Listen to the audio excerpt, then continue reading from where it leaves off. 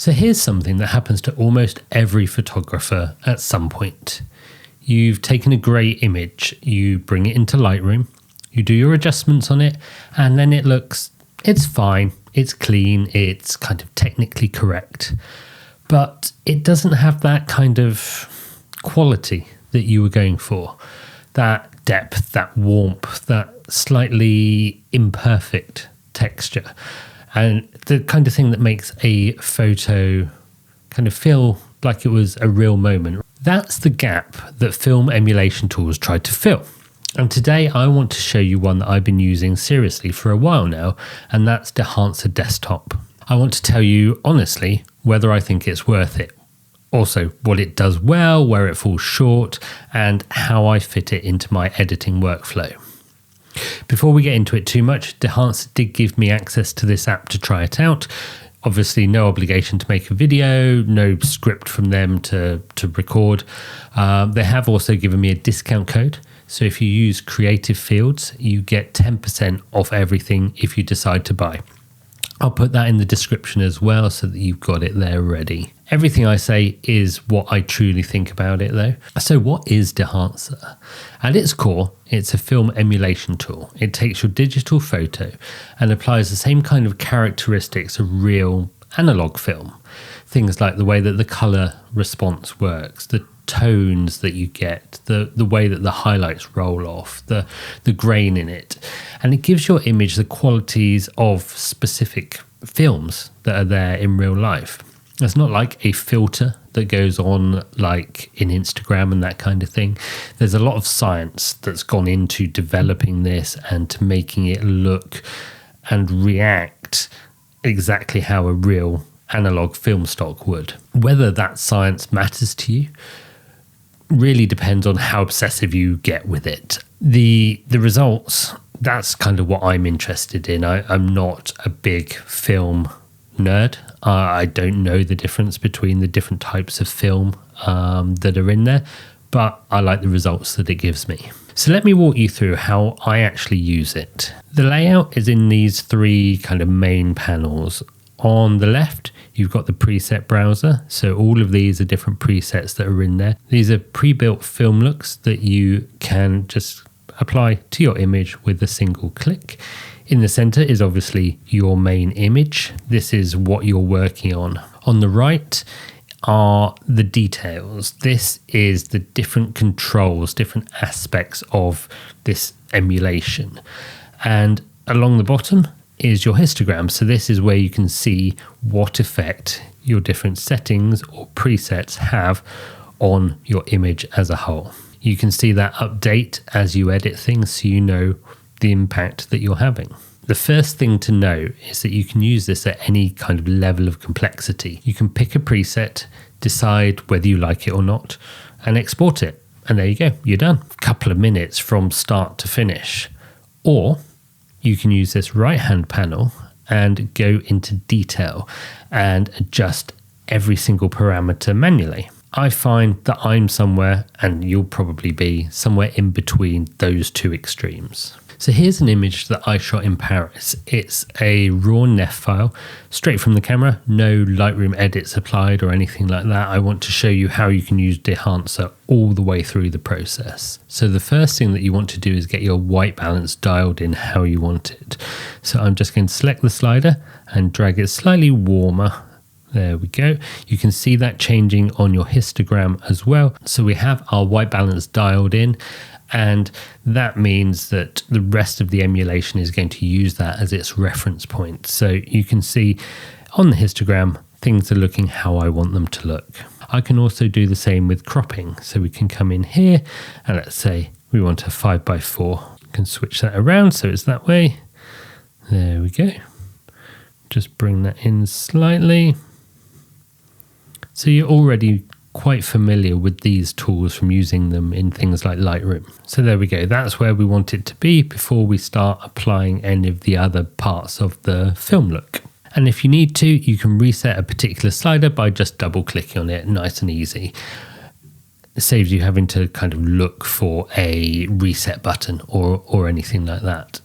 So now that we've got those raw settings and our crop dialed in, The next thing that we want to do is look at the source. So let's come into here, open that one up.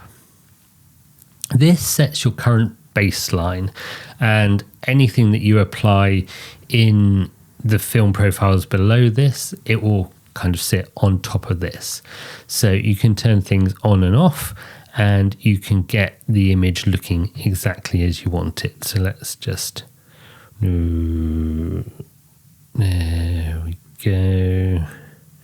Again, we can affect our temperature a little bit in here.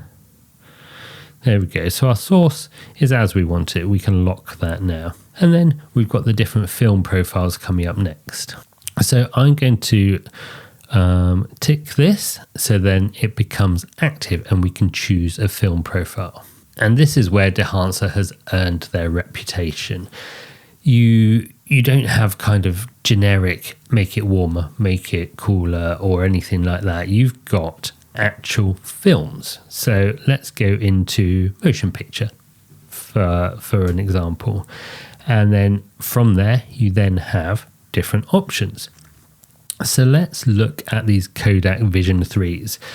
The 200 and 250 is a reference to the ISO of that particular film. So let's go for 250D.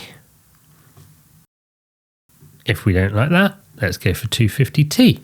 And actually, I prefer the look of that a little bit more than the previous one, but that's the good thing. You can swap between them without any trouble and compare one to the other. And if you want to go back and compare it to the original, just click on the eye up at the top. And there we go, you can see it on and off. So now that we've applied it, you can see immediately the highlights in the clouds haven't blown. The shadow under the tower itself has retained its structure, and you can see the detail there.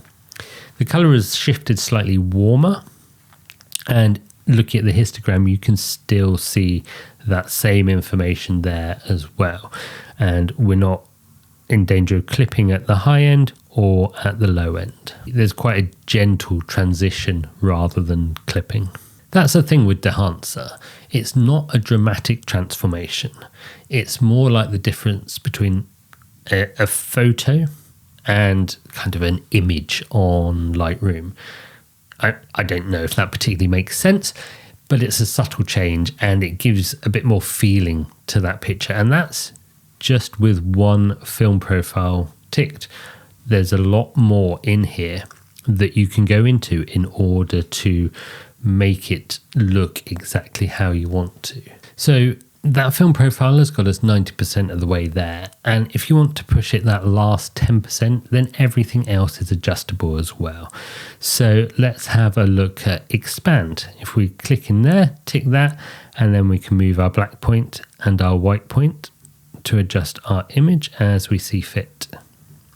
We can use the compression and change the impact that that has. And again, you can see on the histograms how that is changing our image, and you can see our image there as well. And one of the things that I really like is grain. So let's come down here to film grain. Again, tick it to add it into the image. And Dehancer's grain simulation is kind of one of its strongest features, one of the things that it's known for. It's not just random noise added onto the top of the image. It looks at how grain really shows up on different films. There's different levels of intensity and different amounts and size. So for this image, I want to just keep the grain subtle because I don't want it to become kind of all grain and competing with the look of the Eiffel Tower itself. Halation is another one that I quite like. So let's come into there, tick that one, and then that gives things a little bit of a glow. This is the bloom of light you sometimes see around bright areas in film photography.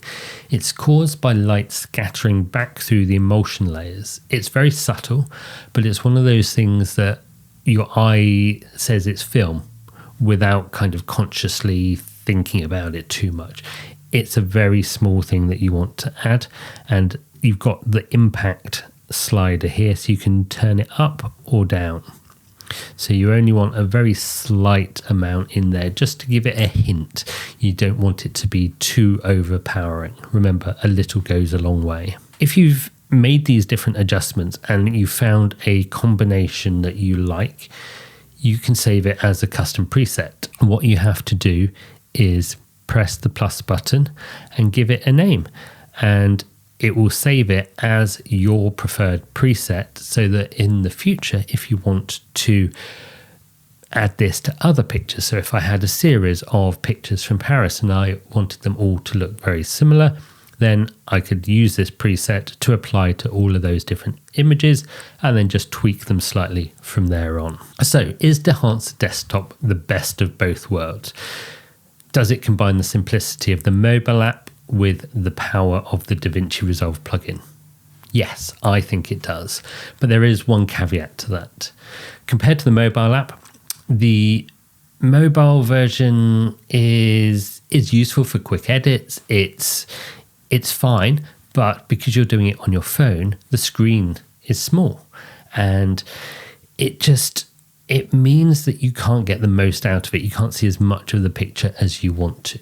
On the desktop, the presets on their own, the thumbnails on the left-hand side, they're about the same size as the image would be on your phone.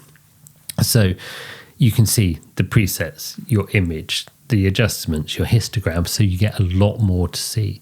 You can even click and get a one-to-one size for your picture, so you can really see the kind of the detail of the grain or the small changes that you've made, so that you can evaluate what you're doing and what it looks like. So I think for a proper editing session, the desktop is a lot better than the mobile app. If you compare it to the DaVinci Resolve plugin, this is great for video grading, and I use it on all my videos. It was designed for that. You can use it for photos, but it's not a straightforward workflow, and there's definitely a lot of friction in there. So Dehancer Desktop is built around photos, the importing, favoriting, choosing your options, the raw, JPEG, whatever you want. It's just a much easier system to use. One limitation worth knowing about is that Dehancer Desktop is not a fully functioning photo editor. You can't replace Lightroom. There's no masking, there's no local adjustments, there's no noise reduction. So kind of think of it as the last step. You've got the basics in Lightroom and then move it over to Dehancer to apply this kind of the film treatment on top of it, really. Or you can import a raw file straight into Dehancer, but you need to keep in mind that you can't do some of the things that you would normally do in Lightroom. So there are things in the right panel that I didn't cover today. Things like the color head controls, the print film, which is kind of a secondary emulation layer. These go deeper than I wanted to for this particular overview. If you want me to break down a specific control or walk through an entire photo from kind of starting on the raw image to the final export, pop something into the comments and I can make a video around that for sure. Remember, the discount code is Creative Fields. That will get you 10% off if you decide to try the paid version. There is also a free trial, so give that a go as well and see how it fits into your workflow. So go and take some pictures. The editing is only fun if you've got some decent pictures to edit. And by decent, I mean of something that you're interested in.